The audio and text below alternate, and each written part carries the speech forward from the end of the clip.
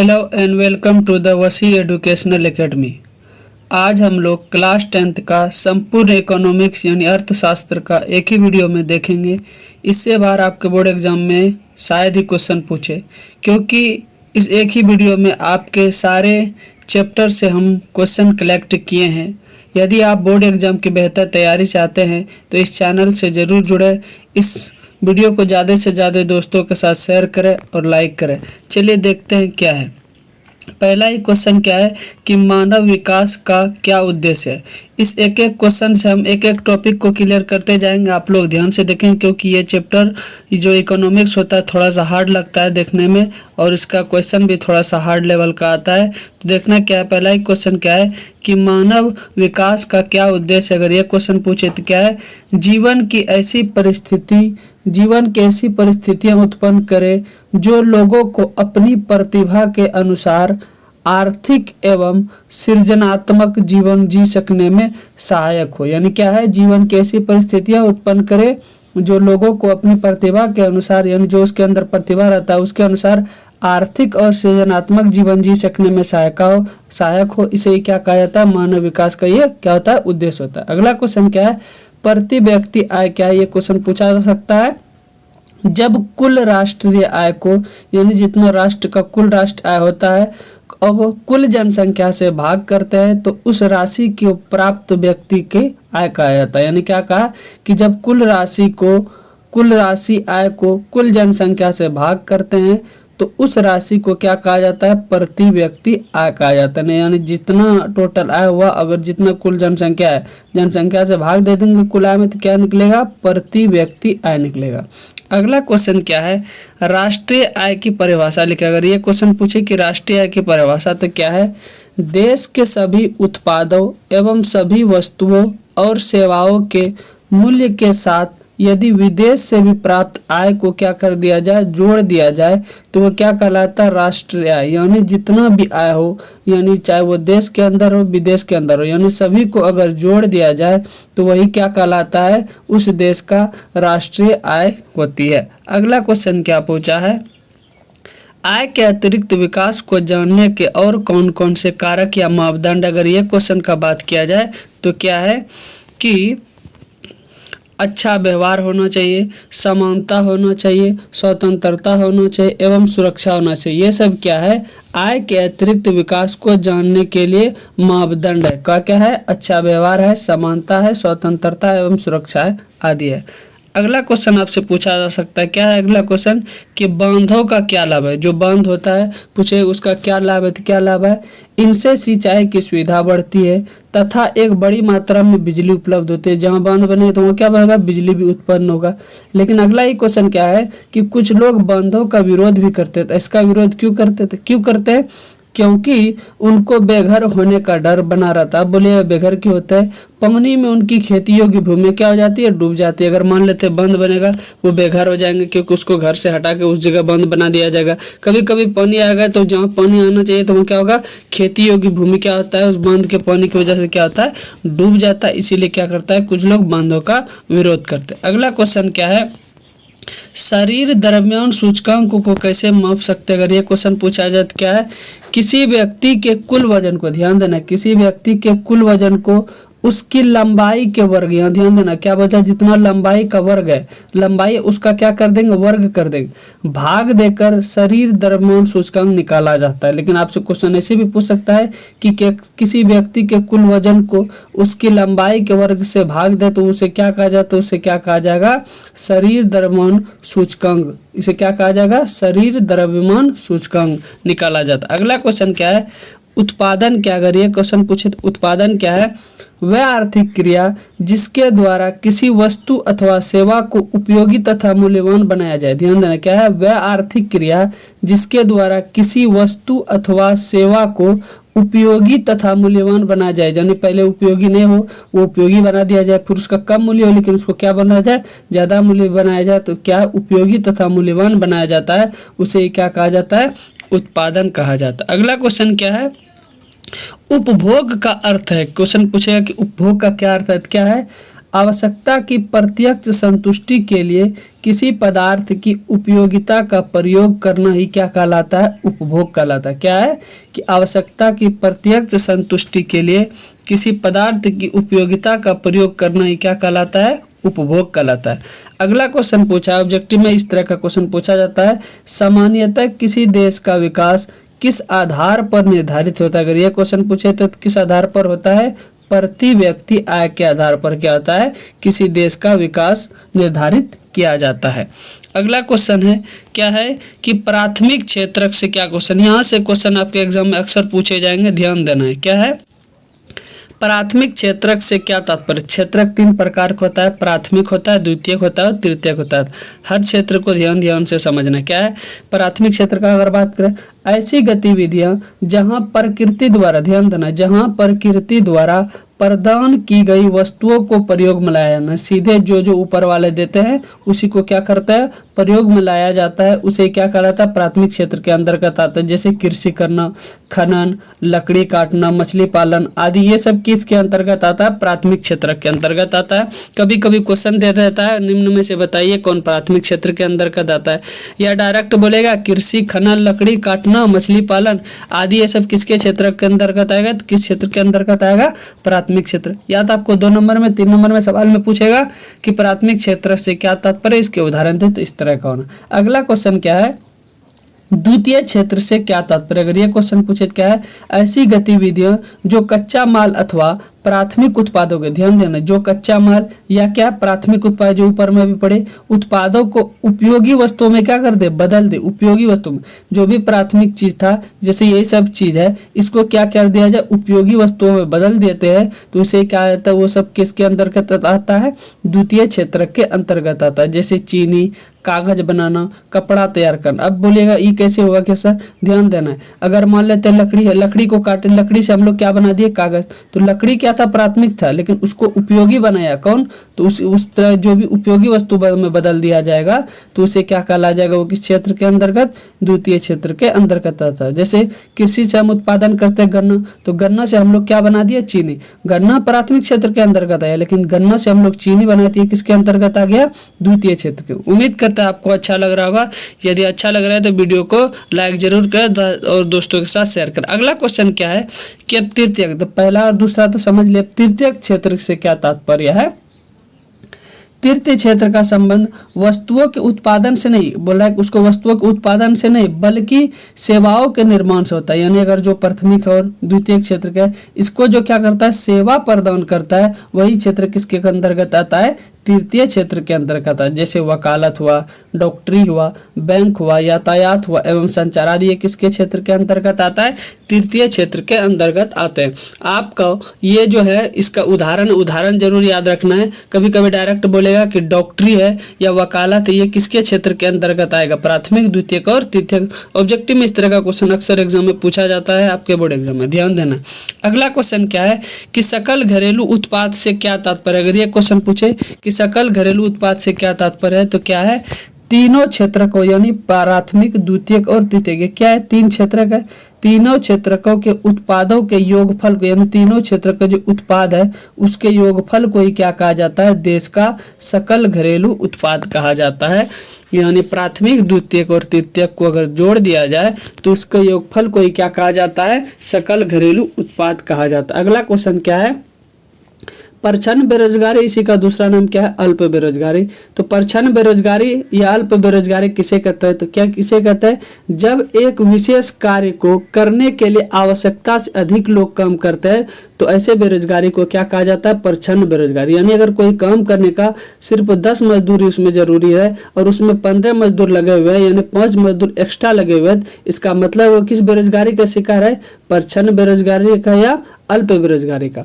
अगला क्वेश्चन क्या पूछा है कि राष्ट्रीय ग्रामीण रोजगार गारंटी अधिनियम 2005 लोगों को लगभग कितने दिनों तक रोजगार सुनिश्चित करता है? तो यह क्या करता है? प्रत्येक ग्रामीण परिवार को 100 दिनों का लगभग ये रोजगार सुनिश्चित करता है, जिसमें क्या है? 1/3 भाग यानी क्या हो? महिला के लिए आरक्षण होता है। यानी 3 में 1 आदमी ऐसा होता है जो क्या हो? उसमें कम से कम क्या हो? महिला, और कितना दिनों के लिए?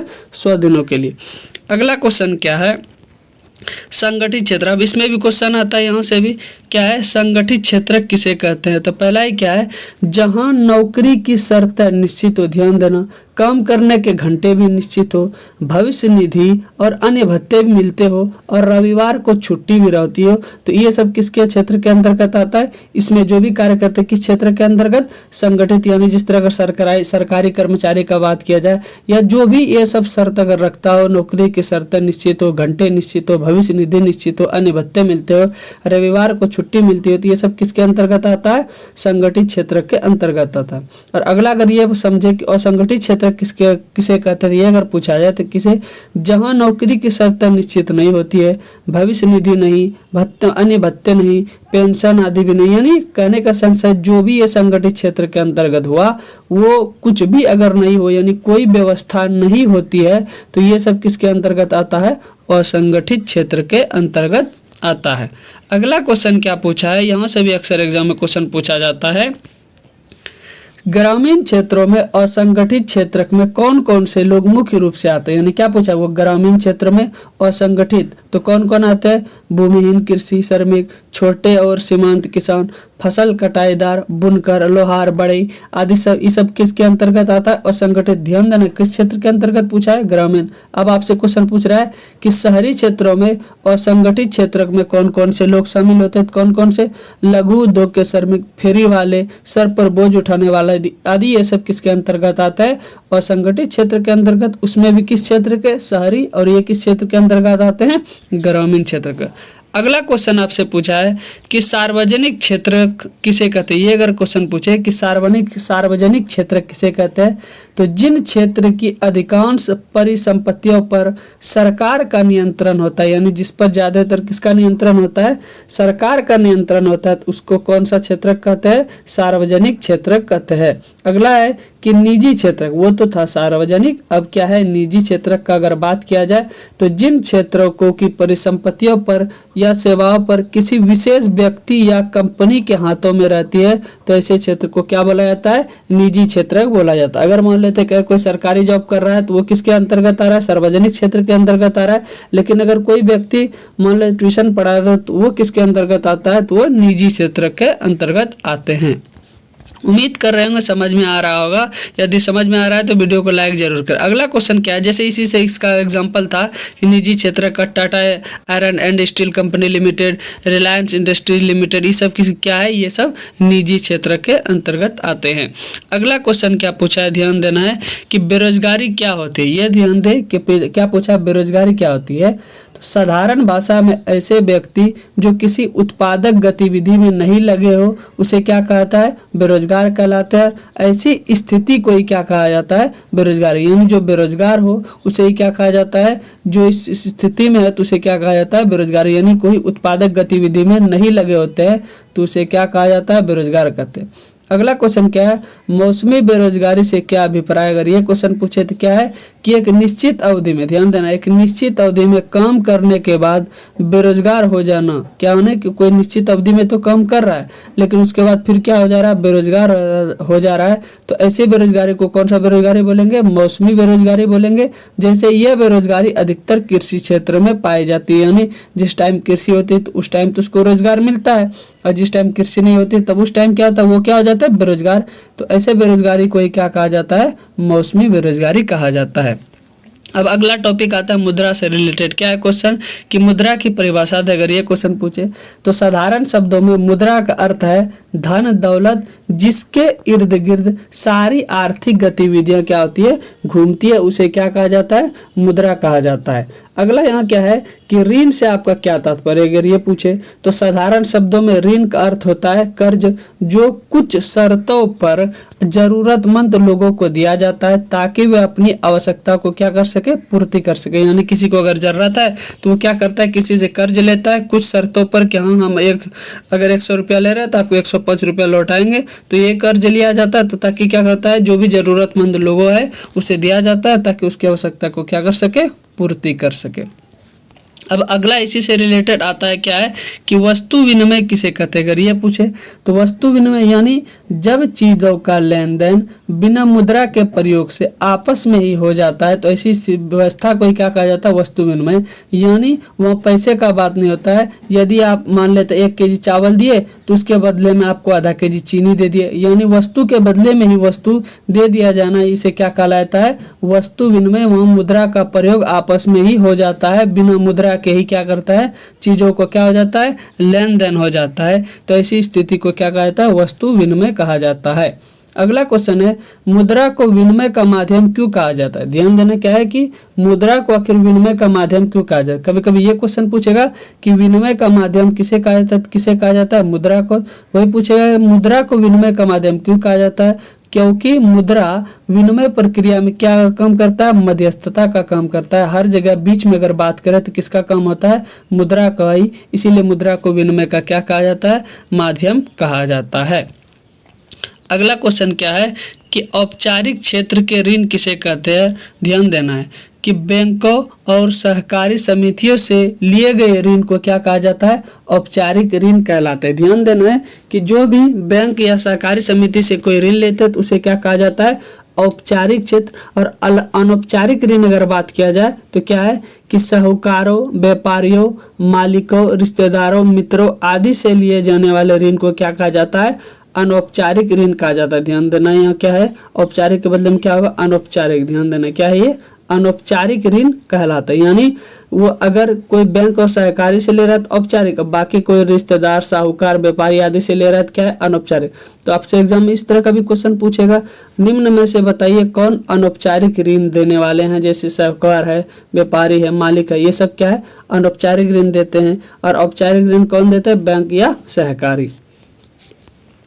अगला क्वेश्चन क्या है कि वैश्वीकरण से आपका क्या तात्पर्य। अगर ये क्वेश्चन पूछे तो क्या है, वैश्वीकरण का अर्थ है हमारी अर्थव्यवस्था को संसार की अन्य अर्थव्यवस्थाओं से विदेशी व्यापार एवं विदेशी निवेश द्वारा जोड़ना ही क्या कहलाया जाएगा, वैश्वीकरण। यानी कहने का सेंस है जो भी हम लोगों का देश के अंदर का है उसे अन्य देशों के साथ जोड़ रहे हैं, उसी को ही क्या कहा जाता है, वैश्वीकरण। यानी विश्व के साथ जोड़ना ही क्या कहलाता है, वैश्वीकरण। वही बोलता है कि वैश्वीकरण का अर्थ है हमारी अर्थव्यवस्था को संसार की अन्य अर्थव्यवस्थाओं के विदेशी व्यापार एवं विदेशी निवेश के साथ क्या करना, जोड़ना ही क्या कहलाता है, वैश्वीकरण। अगला क्वेश्चन है उदारीकरण से आपका क्या तात्पर्य है। तो सरकार द्वारा अवरोध अथवा प्रतिबंधों को हटाने की प्रक्रिया को ही क्या कहा जाता है, उदारीकरण। यानी जो भी सरकार द्वारा अवरोध या प्रतिबंध को लगाता है उसको हटाने की प्रक्रिया को क्या कहा जाता है, उदारीकरण कहा जाता है। अगला क्वेश्चन क्या है, निवेश किसे कहते हैं। अगर ये क्वेश्चन पूछे कि निवेश किसे कहते हैं, भूमि, भवन, मशीन और अन्य उपकरणों आदि परिसंपत्तियों की खरीद में खर्च की गई मुद्रा। ध्यान, जो भी सामान खरीद रहे उसमें खर्च की गई मुद्रा को ही क्या कहा जाता है, निवेश कहा जाता है। अगला क्वेश्चन है बहुराष्ट्रीय कंपनियां कहाँ अपने कार्यालय स्थापित करती है। अगर ये क्वेश्चन पूछे तो अब ऐसे प्रदेशों में अपने कार्यालय तथा कारखाना खोलते हैं जिन्हें उन्हें क्या मिले, सस्ता श्रम और संसाधन मिले। ऐसे आप भी कोई कंपनी खोलिएगा तो कहाँ क्या आप सोचिएगा कि कौन सस्ता मिल जाए, हमको सब कुछ हो और मेरा इनकम ज़्यादा हो। तो ऐसे जगह में ऐसे जगह में क्या करते हैं, बहुराष्ट्रीय कंपनी अपना कार्यालय स्थापित करते हैं। अगला क्वेश्चन है इंटरनेट से क्या लाभ रहा है। अगर ये क्वेश्चन पूछे तो इंटरनेट द्वारा आप सभी प्रकार की जानकारियां जिन्हें आप जानना चाहते हैं आपको तुरंत प्राप्त हो सकता है। तो यही सब क्या है, सबसे बड़ा क्या है, इंटरनेट का फायदा। आप भी देखते हैं आपको कुछ भी मन होता है तुरंत इंटरनेट पे जाते हैं, आप खोजते हैं तुरंत मिल जाता है। वही क्या है, इंटरनेट का सबसे अच्छा क्या है फायदा है कि वो क्या आपको तुरंत उसका जानकारी मिल जाता है। अगला क्वेश्चन क्या पूछा है कि फोर्ड मोटर्स नामक फॉर्म भारत में कब आया। अगर ये क्वेश्चन पूछे तो कब आया था, 1995 में। ध्यान देना, फोर्ड मोटर्स नामक फॉर्म भारत में कब आया, 1995। अगला क्वेश्चन है विश्व व्यापार संगठन जिसे WTO भी कहा जाता है क्या है और यह कब और क्यों स्थापित किया गया। तो ये क्या है, विश्व व्यापार संगठन एक अंतर्राष्ट्रीय संगठन है। कौन संगठन है, अंतर्राष्ट्रीय संगठन है जो सदस्य राष्ट्रों के बीच व्यापार संबंधी नियमों को क्या करता है, संचालित करता है। इसकी स्थापना 1 फरवरी 1995 ईस्वी को की गई, जिसका मुख्यालय कहाँ पर है? जिनेवा में। तो आपसे क्वेश्चन पूछ सकता है कि WTO की स्थापना कब हुई? 1 फरवरी 1995 को, जिसका मुख्यालय कहाँ पर है? जिनेवा। ये क्या करता है? जो सदस्य के राष्ट्रों के बीच व्यापार संबंधी नियमों को क्या करता है? संचालित करता है। अगला क्वेश्चन क्या है? उपभोक्ता किसे कहते हैं? अगर ये क्वेश्चन पूछे कि उपभोक्ता किसे कहते हैं? जब कोई व्यक्ति किसी वस्तु या सेवा के लिए उसका मूल्य चुकाता है, ध्यान देना, जब कोई व्यक्ति किसी वस्तु या सेवा के लिए उसका मूल्य चुकाता है, उसे क्या कहा जाता है? उपभोक्ता कहा जाता है। उसे क्या कहा जाता है? उपभोक्ता।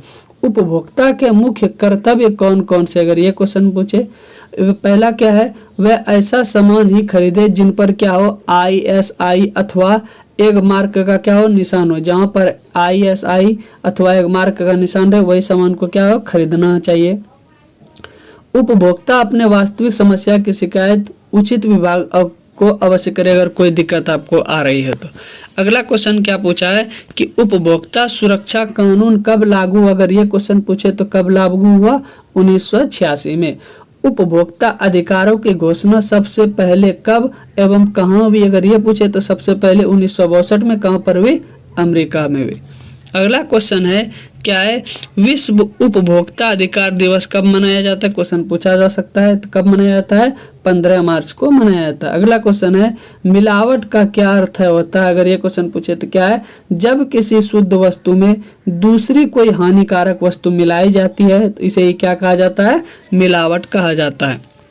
अगला क्वेश्चन क्या है कि कोपरा यानी COPRA, जिसे कोपरा से आप क्या अभिप्राय, यानी शॉर्ट फॉर्म है कोपरा। क्या है कोपरा? का है कंज्यूमर्स प्रोटेक्शन एक्ट, यानी कोपरा का क्या है full form? Consumers protection act, जिसे क्या कहा जाता है? उपभोक्ता सुरक्षा कानून। अगला क्वेश्चन है अंतर्राष्ट्रीय खाद्य सामग्री के मानक का निर्धारण, यानी जो भी अंतर्राष्ट्रीय खाद्य सामग्री है उसके मानक का निर्धारण करने के लिए कौन सी संस्था है? तो कौन है? ISO, जिसका कार्यालय कहाँ है? जिनका मुख्यालय कहाँ पर है? जिनेवा में है। ये कौन है? अंतर्राष्ट्रीय। ध्यान देना है। भारत मानक संस्था का मुख्यालय कहाँ? ये तो है कि अंतर्राष्ट्रीय खाद्य सामग्री का मुख्यालय जिनेवा में है। भारत मानक संस्थान का मुख्यालय कहाँ पर है? कहाँ पर है वो? नई दिल्ली में। ये सब अक्सर एग्जाम में क्वेश्चन पूछा जा सकता है। अगला क्वेश्चन है क्या है कि 2 संस्थाओं के नाम बताइए जो भारत में मानकीकरण का प्रमाण देता है। तो कौन कौन है? पहला है भारतीय मानक संस्थान, जिसे क्या कहा जाता है शॉर्टकट में? ISI। और दूसरा क्या है? एक मार्क है। यही दोनों क्या करता है? 2 संस्था है जो क्या करता है? भारत में मानकीकरण का प्रमाण देता है। उम्मीद करते हैं आपको ये वीडियो बहुत अच्छा लगा होगा। यदि एक बार में समझ में नहीं आए, थोड़ा सा कठिन है, तो इसे आप लोग बार बार जरूर अवश्य देखें, ज़्यादा से ज़्यादा दोस्तों के साथ शेयर करें और बोर्ड एग्जाम की बेहतर तैयारी के लिए इस चैनल को सब्सक्राइब जरूर करें। Thank you.